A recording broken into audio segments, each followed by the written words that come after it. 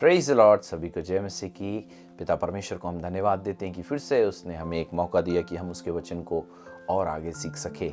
आइए आज हम सीखेंगे आत्मिक परिपक्वता के विषय में, स्थिरता के विषय में, कि परमेश्वर हम सब विश्वासियों को इस अंतिम कठिन समय में स्थिर देखना चाहता है। हम देखेंगे, खोलेंगे कुलूसियों की किताब और उसका दूसरा अध्याय, उसका 7 पद। यहाँ पे हम देखने की कोशिश करते हैं बाइबल की यहाँ क्या बताती है। और उसी में जड़ पकड़ते और बढ़ते जाओ और जैसे तुम सिखाए गए वैसे ही विश्वास में दृढ़ होते जाओ और अधिक अधिक धन्यवाद करते रहो। मेरे प्रियो, हमको जड़ पकड़ना है, स्थिर होना है। आज का विषय हमारा है स्थिरता। बहुत सारे लोग जो हैं सेवा में आते जरूर हैं लेकिन टिकते नहीं हैं। वे जरूर जोश में प्रभु का काम करने के लिए आगे बढ़ते हैं कि हम प्रभु के लिए जीने मरने तैयार हैं, हम प्रभु के लिए ये करेंगे, हम प्रभु के लिए वो करेंगे। लेकिन जब परिस्थितियां विपरीत होती हैं, जब परिस्थितियां जो है उल्टी होती हैं, तो कई बार हमारी आशा निराशा में बदल जाती है। परंतु प्रभु यहाँ हम सब विश्वासियों के अंदर एक फल उत्पन्न करना चाहते हैं और वो फल ये है कि हम स्थिर हो जाएं। यहाँ पे क्या लिखा है? मसीह में जड़ पकड़ना है। मेरे प्रियो, इस अंतिम कठिन समय में जिन विश्वासियों ने मसीह में जड़ पकड़ लिया है, वे कभी अस्थिर नहीं होने वाले। वे कभी आंधी आए, तूफान आए, मुसीबत आए, परेशानी आए, उनको कोई हटा और हिला नहीं सकता है। परमेश्वर इस अंतिम कठिन समय में हमें आत्मिक परिपक्व करना चाहता है। और जो लोग आत्मिक परिपक्व हैं, वह आसानी से भटकने वाले, भरमाए जाने वाले या इधर उधर जाने वाले नहीं है, है ना? इसीलिए हम सबको ये सीखना है कि हम इस अंतिम कठिन समय में प्रभु से ये बोले, हे प्रभु, मुझे स्थिर करना, मेरी जड़ें, मेरा विश्वास, मेरा जो शिक्षाएं आपने हमें दी है उसमें हम जड़ पकड़ लें और इतनी गहरी जड़ पकड़ें कि हम जो हैं स्थिर हो सकें। हम बिल्कुल भरमाने और भटकाए आसानी से ना जाएं। हमारे आंधी तूफान, अभी बीते दिनों कुछ दिन पहले हमारे जीवन में कुछ समस्याएं आई, और हम जब समस्याएं आई तो हमारे दिमाग में आंधी तूफान के समान विचार आने लगे, और ये सब विचार, कई नेगेटिव विचार आने लगे, हमारे को अस्थिर करने लगे। परंतु यहाँ पे जैसे ही हम प्रार्थना करते हैं और मसीह की शिक्षाओं को ध्यान और मनन करते हैं, मेरे प्रियो, हम स्थिर हो जाते हैं। फिर आपको कोई हिला नहीं सकता, आपको कोई डिगा नहीं सकता, आपको कोई हटा नहीं सकता, आपको कोई हरा नहीं सकता। प्रभु यीशु मसीह को शैतान ने बहुत कोशिश किया हराने की, लेकिन शैतान ने उसको हरा नहीं पाया। लास्ट तक, अंतिम तक वो ये सोच रहा था कि मैंने प्रभु यीशु मसीह को क्रूस में चढ़ा के हरा दिया हूं, परंतु यीशु मसीह क्रूस में चढ़ने के कारण जीत गए, और वो उस समय से जीते हैं और आज तक जीत ही रहे हैं और जीतते रहेंगे। ना कोई देश, ना कोई भाषा, ना कोई जाति, और ना कोई उस यीशु मसीह को, उस सत्य को रोक सकता है। ये है उसकी स्थिरता। वो एक सी स्पीड से चलता है। कई बार विश्वासी लोग जम के प्रार्थना करते हैं और कई बार पूरे ही ठंडे हो जाते हैं। फिर कई बार जो है, जो दुआ में आते हैं, जो तो प्रार्थना में आते हैं, उसके बाद में गायब भी हो जाते हैं। तो मेरे प्रियो, उनके जीवन में स्थिरता नहीं होती। प्रभु यीशु मसीह चाहते हैं कि हम सब विश्वासी स्थिर हों। आइए हम आगे और देखने की कोशिश करते हैं। यहाँ पे हम देखेंगे दूसरा कुरिन्थियों की किताब, उसका 5 अध्याय और उसका 7 पद। क्योंकि हम रूप को देखकर नहीं, पर विश्वास से चलते हैं। रूप को देखकर नहीं, परिस्थिति को देखकर नहीं, समस्याओं को देखकर नहीं चलते, परंतु हम विश्वास से चलते हैं। फिर आगे, इसीलिए हम ढाढ़स बांधते रहे। क्या बांधते रहे? ढाढ़स बांधते रहे। फिर, और देह से अलग होकर प्रभु के साथ रहना। देह से मतलब ये देह से अलग होके प्रभु यीशु के साथ रहना और भी उत्तम समझते हैं। मेरे प्रियो, ये देह हमको सबसे ज्यादा रुकावट करेगी। ये देह हमको सबसे ज्यादा आगे बढ़ने में रोकेगी। अरे ये शरीर को पैसा चाहिए और ये चाहिए और वो चाहिए और फलाना चाहिए, ढिकाना चाहिए। ये देह आपको कई बार मसीह में आगे बढ़ने से रोकती है। मेरे प्रियो, हमको ये समझने की कोशिश करना है कि हमको स्थिर होना है। हमारा मकसद शरीर, ये सांसारिक बातें, ये कुछ समय के जीवन की चीजों और चिंताओं पर नहीं, परंतु उस अनंत जीवन पर, जो अनंत है, जिसका कोई अंत नहीं है, उस पर हमको मन लगाना है। इसी को स्थिरता बोलते हैं। जो लोग स्थिर हैं वो कभी भी सांसारिक चीजों पर मन नहीं लगाते, परंतु उनका मन निरंतर उस अनंत जीवन की ओर लगा रहता है जो हमारे पिता हमको देना चाहते हैं। इस अंतिम कठिन समय में मेरे प्रियो भाइयों और बहनों, हम सबको ये सीखना है कि प्रभु हमें आप में स्थिर और आप में जड़ पकड़ना और आप में हमें आगे बढ़ने का प्रभु अनुग्रह देना। ऐसा बोल के हम सबको प्रार्थना करने की कोशिश करना है और प्रभु से विनती करना है ना। इजरायली लोग भी ऐसे ही किया करते थे जब तक परमेश्वर उनके साथ चला। आइए हम देखते हैं Psalm 78 and 37 वर्स। यहाँ पे हम देखते हैं कि इजरायली लोगों के जीवन में कैसे कार्य हुआ। चलिए पढ़ते हैं। क्योंकि उनका हृदय हाँ, उसकी ओर दृढ़ ना था, क्योंकि उनका हृदय उसकी ओर दृढ़ मतलब स्थिर और मजबूत नहीं था, ना वे उसकी वाचा के विषय सच्चे थे। ना वे उसकी वाचा के विषय में सच्चे थे। जब कभी भी हम परमेश्वर के लिए दृढ़ और मजबूत और विश्वास में परखे जाने के लिए तैयार नहीं होते ना, तब हमारे लिए मुश्किल होता है।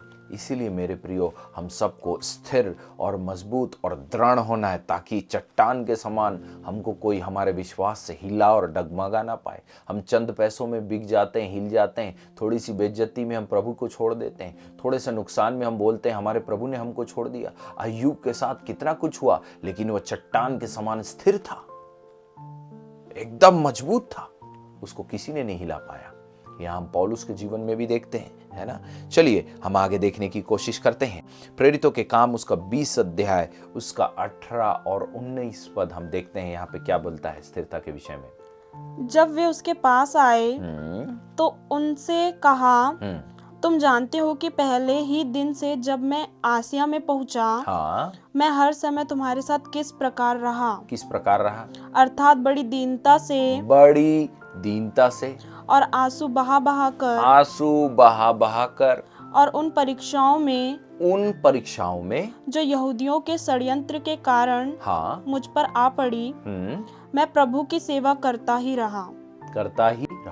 मतलब परीक्षाओं में और भी बहुत सारी उसके जीवन में दुखदायी परिस्थितियां आई। पौलुस को बहुत सताया गया, बहुत मारा गया, सुख में, दुख में, आनंद में, हर जगह में वो स्थिर था और उसको एक ही बात करना था, मुझे मेरे पिता की इच्छा को पूरी करना है, मेरे लक्ष्य को पूरा करना है, मुझे मेरी दौड़ को पूरी करना है। आप पूरे मैसेज में, आप उसकी पूरी पत्री में उसके जीवन के बारे में सिर्फ एक ही चीज सीखते हैं कि पौलुस एकदम स्थिर था, उसको कोई भी चीज भरमा और भटका नहीं पाई।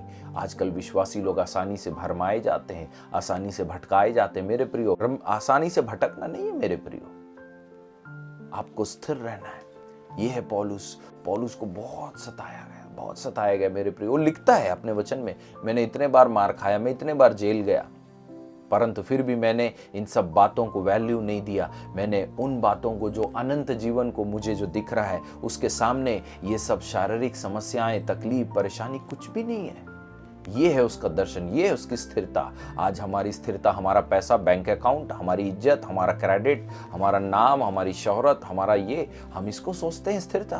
नो नो नो नो मेरे प्रियो, ये सब स्थिरता नहीं है। ये सब अस्थिर चीज है जो आपके हाथ लगने वाली। ये जो पैसा जिसके पीछे आप दौड़ रहे हैं, ये जो मान जो आपके हाथ कभी लगने वाली नहीं है, ये जो इज्जत जिसके पीछे आप जो है बहुत सारी रिश्तों को तोड़ लेते हैं, प्रभु से दूर हो जाते हैं, ये आपके हाथ कभी नहीं लगने वाली है। मेरे प्रियो, इस अंतिम कठिन समय में आप निरंतर प्रभु से बोलें, हे प्रभु, मुझे आप जड़ पकड़ने के लिए अनुग्रह दीजिए। आपकी शिक्षाएं मेरे जीवन में जड़ पकड़ ले, ताकि कोई भी आंधी, कोई भी तूफान मुझे उड़ा ना ले जाए, मुझे भटका ना ले जाए। जैसे यूसुफ स्थिर था, उसके जीवन में उसने शैतान को मौका नहीं दिया, उसने जो है व्यभिचार वाली स्त्री को उसके जीवन में कब्जा करने नहीं दिया, जबकि उसके सामने थी, उसके पास पूरा खुला निमंत्रण था उसको पाप करने का, लेकिन उसने नहीं किया। मेरे प्रियो, इसका मतलब वो मसीह की शिक्षाओं में स्थिर था। आज बहुत सारे लोग जो है स्थिर नहीं हो पाते। आइए हम आगे और एक पद पढ़ के और इसको हम खत्म करेंगे। यहाँ है प्रोवर्ब्स 29 and 18 वर्स। जहाँ दर्शन की बात नहीं होती, वहाँ लोग निरंकुश हो जाते हैं। यूसुफ के पास दर्शन था कि मैं एक दिन राजा बनूंगा। यहाँ पे पौलुस को मालूम था मुझे मेरे लक्ष्य को पूरा करना। वो बोलता मुझे मेरी दौड़ को पूरी करना है। यीशु मसीह के पास में लक्ष्य था कि उसे क्रूस में चढ़ के मेरे पिता की योजना को पूरी करना है। मुझे मेरी नहीं परंतु पिता की इच्छा पूरी करना है। ये सबके पास दर्शन था। आज विश्वासियों के पास दर्शन नहीं। वो नामी ईसाई हैं, बस नाम के लिए चर्च जाते हैं। अरे काई के लिए आते हो? बस चर्च आते हैं क्योंकि आना है। नहीं मेरे प्रियो, हम सब के लिए परमेश्वर ने दर्शन रखा है।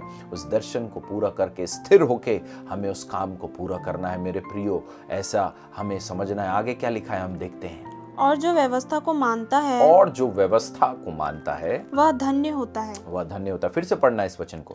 जहाँ दर्शन की बात नहीं होती जहां दर्शन की बात नहीं होती वहाँ लोग निरंकुश हो जाते वहां हैं। लोग निरंकुश मतलब भटक जाते हैं। और जो व्यवस्था को मानता है और जो व्यवस्था को मानता है वह धन्य होता है। वह धन्य होता है। मेरे प्रियो, हम सबको व्यवस्था को मानना है और जो है हम अपने दर्शन को, व्यवस्था मतलब वचन को, जब आप वचन को पढ़ेंगे ऑटोमेटिकली आपको पता चल जाएगा कि आपको प्रभु ने क्यों बुलाया है, आपको प्रभु ने किस काम के लिए रखा है। जो स्थिर लोग रहते हैं उनको मालूम है प्रभु ने उनको क्यों बुलाया है, काय के लिए बुलाया है, क्या करना है। फिर उनके सामने कोई भी विपरीत परिस्थिति आए वो हिलने डुलने वाले, वो आजू बाजू बहकने वाले नहीं है। इसलिए मेरे प्रियो, आप सब इस अंतिम कठिन समय में प्रभु से बोलें, हे प्रभु हमें तू स्थिर कर अपनी शिक्षाओं में, अपने वचनों में। तेरा वचन मेरे लिए जीवन का मार्ग है।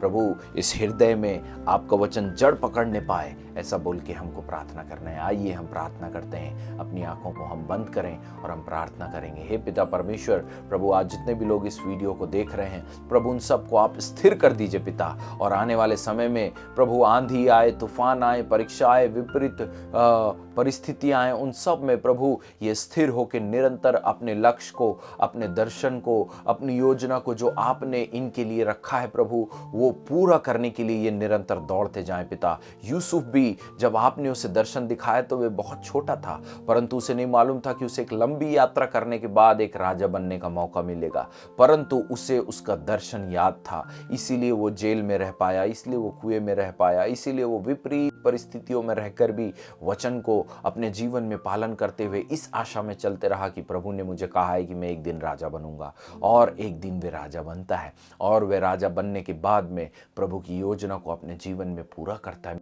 प्रभु आपको हम धन्यवाद देते हैं और ऐसे ही हम भी प्रभु उस योजना को हम पूरा करने पाएं जो योजना आपने हमारे जीवन के लिए रखा है। वापस मानिए, आपको धन्यवाद देते हैं, आदर गौरव और सम्मान आप ही को देते हैं। प्रभु यीशु मसीह के नाम से हम मांग लेते हैं। आमीन आमीन आमीन आमीन। सबको जय मसीह की। God bless you. Praise the Lord. यदि आज के वचन के द्वारा आपने आशीष पाया है तो आप इस वचन को शेयर करें, लाइक करें और सब्सक्राइब करें। साथ ही आप हमें इंस्टाग्राम में और फेसबुक में भी फॉलो कर सकते हैं। धन्यवाद। आप सबको प्रभु खूब आशीष दे। जय मसीह की।